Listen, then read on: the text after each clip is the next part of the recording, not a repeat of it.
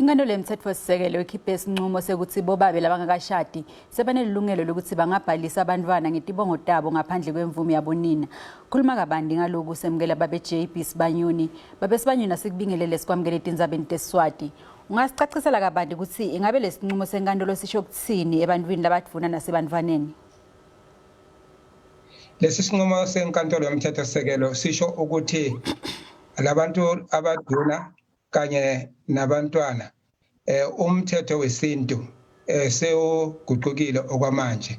Akusafani nakudala ukuthi uma ngabe uthola umntwana nomake kutholakala ukuthi lowo mntwana ungakwakumake ngobe awukamhlawuli kanti futhi nomake awukamloboli awukashadi naye bekade unganalo nelincane ilungelo lokuthi abize isibongo sakho wena ungubaba.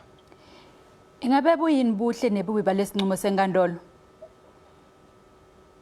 Uyabona ubuhle balesi sinqumo senkantolo ukuthi abobaba abagcini ukuthi ungubaba ngegama njena kuphela, kufanele umntwana loyo umondle ukhiphe isupport kodwa ke uthola ukuthi lo mntwana loyo ukhula njena ukhula nesibongo sakubo mama and futhi ke kwesinye isikhathi uthola ukuthi lowo mntwana loyo akamazi ubaba wakhe ngobe kutholakala ukuthi ubaba akahlawulanga ubaba kamlobolanga.